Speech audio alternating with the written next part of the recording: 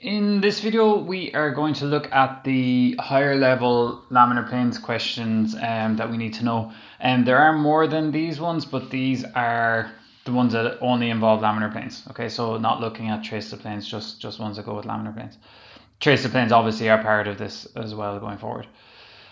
So what we have with this is that we're asked to draw the shortest horizontal line to a plane from a given point P outside of it. So what you're given in this question is that you're given your plane, so you're given the blue plane here, and then you're also given the point P.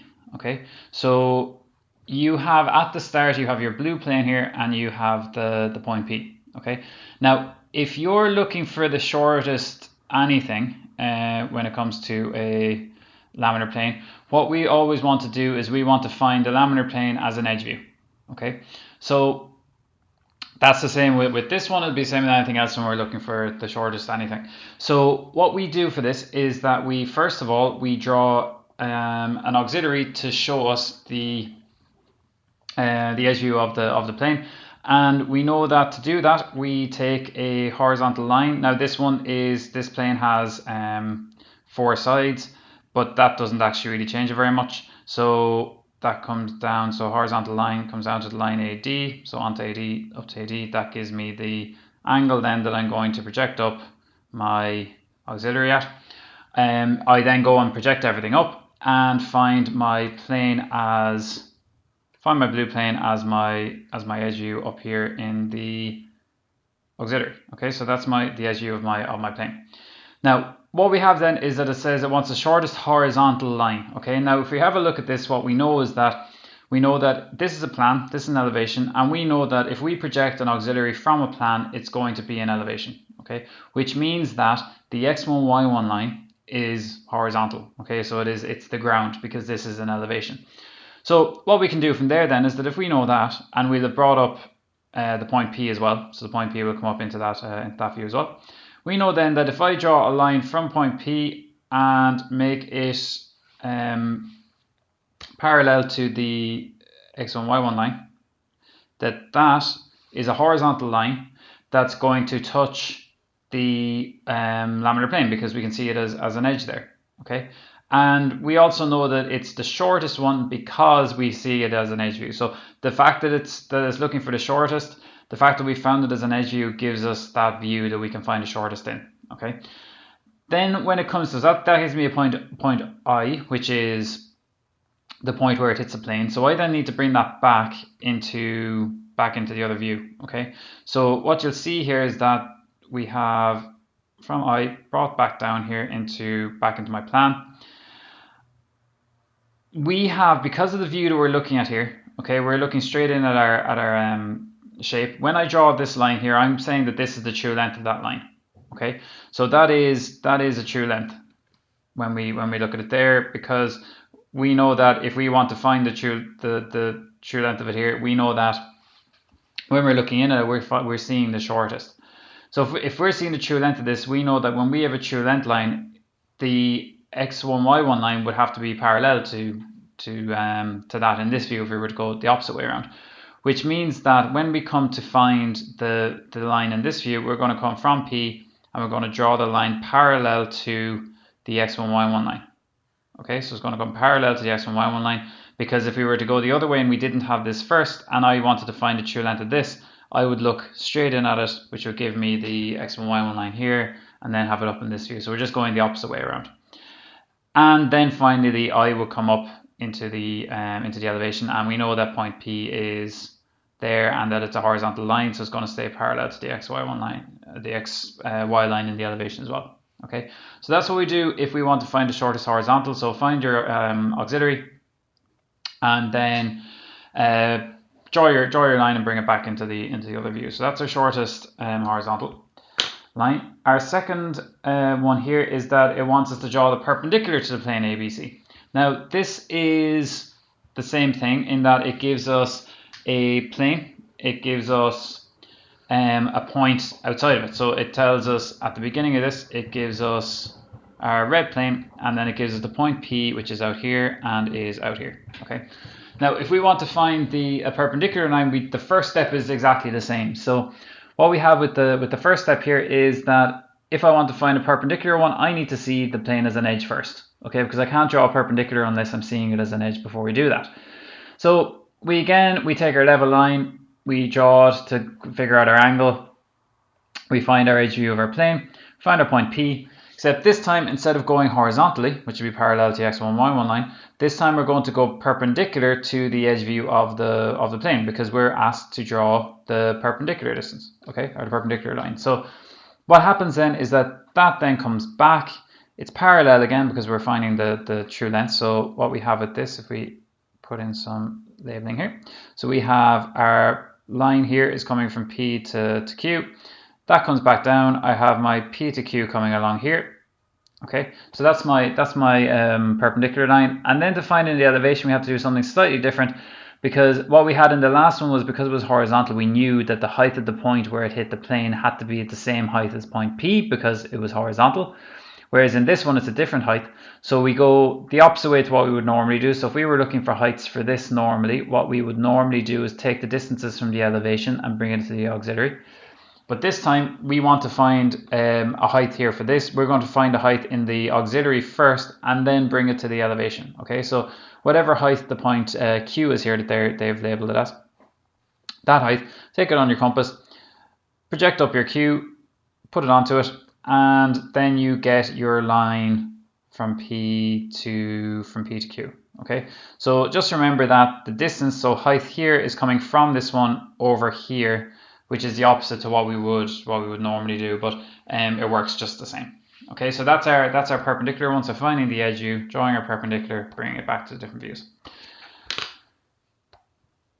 Next thing then is a view where we have a line at any other angle other than horizontal or perpendicular. So in this one, what we have is that we're asked to draw the projections of a line drawn from a point E outside. So it's point E again. So you'll see here we have a point E and we have a point E outside the plane, and we'll touch the plane at distance 90 millimeters from E and shall be inclined at an angle of 45 degrees to the horizontal plane. So this one is obviously asking us to do a lot more stuff.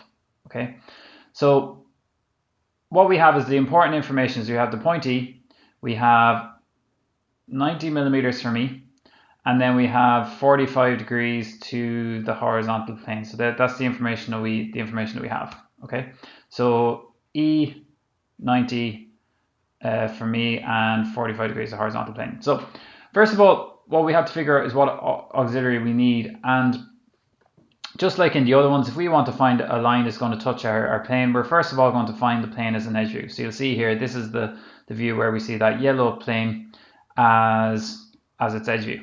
Okay, so we can put in our plane here. So this is my yellow plane put in there.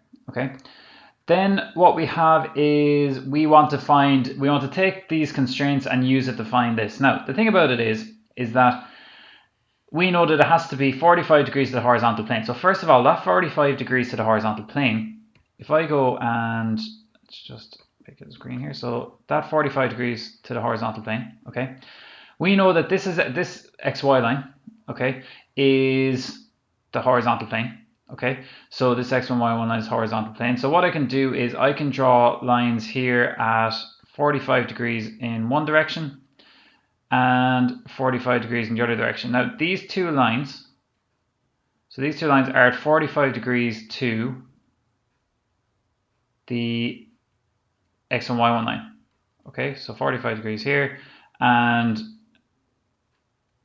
45 degrees over there, because that's information that we're told. Okay, so we have 45 degrees from E. The second thing it tells us then is that it has to be 90 millimeters from E. So what we then do is on those lines is to come out 90 millimeters. So 90 millimeters from E, 90 millimeters from E.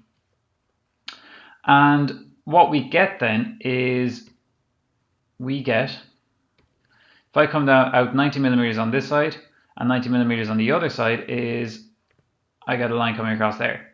Okay, now what that actually is if we think about it, that is a true length there, that is a true length there, this is a a base, basically, if we look at it. And this is basically, we are drawing a cone in here. Okay, now the reason that we draw a cone for this is that we're not exactly sure what angle the line is going to be at where it hits the plane. Okay, we don't actually know what angle. So this is the final one here when we go and have it. We don't know what angle that is. But we know that if we have a cone and we have a generator here that's a 45 degrees base angle for my cone, and the generator is 90 millimeters long, then I know that if I was to rotate that around, I know that we would find the point here where it hits, and I know that this line here is a 90 millimeter line, okay, because it's on that cone that we've drawn, and it's at 90 and it's at 45 degrees to the horizontal plane because it's on that cone that we drew. Okay, so what we have there then is that we have a cone. So let's put it in here properly. So we have a cone here, so green cone there, then coming across here, and we know that the line then is going to have to touch the base of that cone. So I then know that my line that I'm looking for is going to come from E and it's going to touch my edge view of my plane. And what I have here is this line now is a generator for that cone that is 90 millimeters long and 45 degrees to the horizontal plane. Now, bringing that back down into this other view, okay, if we go down here and look, you'll see that they have the base of my cone drawn in here. Now, if we have a quick aside here where we have this edge and this edge, these ones would be parallel to the x1, y1 line because they're true lengths. So what we would have is we would have my one side and then the other generator then on the other side. So that would be my generator here, and this one would be my generator down there. Okay, and what we're doing is, to have found that blue one, is just rotating it around. So rotating it around the base of my cone to find it touching my plane. Now I can't see it in this view until I found it here. But what happens then is that we have, for this, the radius of that cone is very simply found by just doing some measurement. So the radius of that cone is from there to the center line. So that distance there is my radius. That can come and draw in my circle in this view. I have my point P. Okay, so all I have to do then to find where the point P is in the plan is to just bring it down until it hits the base of my cone, and that gives me my point P. Okay, down there. Then coming back up here, it's the same as in the last one, where we have to take the height from the auxiliary to be able to put the height into the elevation. Okay, and that gives me my line there in the three different views. Okay, so I have my line coming down there from finding it, touching the base of it, and then I have my line down here just by projecting it up and taking my height. Finally then, we have drawing a line that's actually on the plane. Okay, so the last three that we were looking at were from points that were outside of the plane, but in this one, what we're asked to do is that we are, first of all, given the coordinates for a plane ABC, and it wants us to project a line on the plane ABC, okay, so it's on the plane, that passes through the point A and makes an angle of 60 degrees with the edge BC. Okay, so really when we're looking at this, we're now working completely with the laminar plane. So we're not thinking about anything outside of it. We are just looking at our laminar plane and using the information we have for that. So if you think about that logically, what we kind of then need to think about is that we need to be looking at the laminar plane properly, okay, to be able to really work with it. So in these two views, okay, we're not seeing a true shape of that laminar plane. So in order to be able to draw anything to do with a line on the plane, we first of all have to find the true shape. Okay, so if it's a line on the plane, we have to find a true shape. When it was a line outside of the plane, we were finding just the edge view. Okay, so but this time, because on it we find a true shape. So you'll see here we have, first of all, the edge view, because to be able to find a true shape, we have to find the edge view first, which we looked at before. And then we have a second auxiliary then coming up, which is giving us the true shape. Okay, so first auxiliary, edge view, second auxiliary, true shape. So what it then tells us is that it passes through A, so it comes from A over here, and that it makes an angle of 60 degrees with the edge of BC. So you'll see here BC is over here, And once you know those two pieces of information, it's just a matter of drawing a line from A that is at 60 degrees to BC, and that is my line back there. Okay, now that's very simple when you know that you have to find a true shape. If you didn't remember you needed to find a true shape, it would be impossible to do this. After that, then P has to come back into the other view. So P, this one is a lot simpler than the last couple because P is on a line BC here. So that comes back to P in the edge view. It comes back into the elevation, or sorry, back into the plan here and is on the line BC. So it doesn't move. It stays on the line BC. So there is my line in the plan. And then that comes up into the elevation, and again it's on the line BC, which means that P then just joins up to A from the line BC, and that's my line on it. So this one is probably the simplest of the three, as long as you remember that if you're working on the plane you find the true shape, and just remember that if you're working with a point outside of the plane then you're looking for the edge view normally.